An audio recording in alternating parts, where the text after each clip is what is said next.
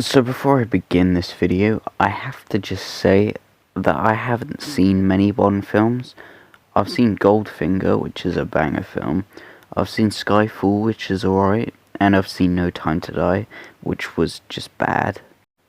So I am in no means a James Bond expert. I do know, however, that James Bond is the character and the film franchise that jump-started the whole spy movie genre as a whole, and that James Bond is a very popular character and has been since 1963. Ever since the release of the first Bond film, people have flocked to cinemas to watch the new movies, so consider this video my take on why I think that Sean Connery is the best James Bond.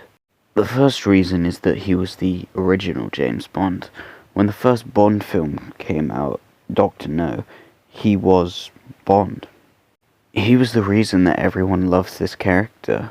The only reason people even watch James Bond is because of Sean Connery. He set the standard for James Bond, and other actors can only imitate that. Of course, I'm sure the other actors who played him were fine, but they just can't be as good as Sean Connery. The second reason that Sean Connery had by far the best Bond films is because they were hilarious. I mean, they were really funny. I mean, there is the obvious factor, which is Bond's dry humor dad jokes. For example, in Goldfinger, when he electrocutes someone in the bathtubs and then says, "Shocking." I mean, that actually was funny. I actually laughed at that. And then there is the less obvious factor, which is that it was made in a time where slapping women was socially acceptable.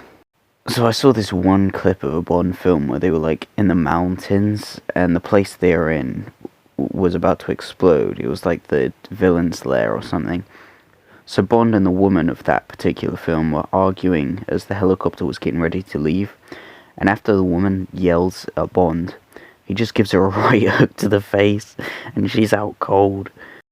I mean, I had no idea that was going to happen, but when it did, I burst out laughing. I mean, I think it was supposed to be funny, but you really never know with the old Bond films. And my final reason is that the plot is actually, it's good. Like, try and watch the No Time to Die film, and it's a drag. And then try and watch Goldfinger, and it's a banger.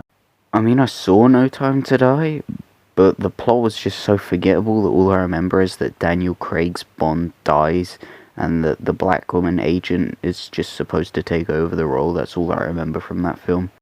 Honestly, it wasn't a good film, it was bad. But when you watch Goldfinger, you will be entertained throughout the entire film. I mean, Bond is just making the most unpredictable actions, and he's just sleeping with every woman he comes across. It's hilarious, bro. And I also know who the villain was in Goldfinger as well. Believe it or not, it was Goldfinger.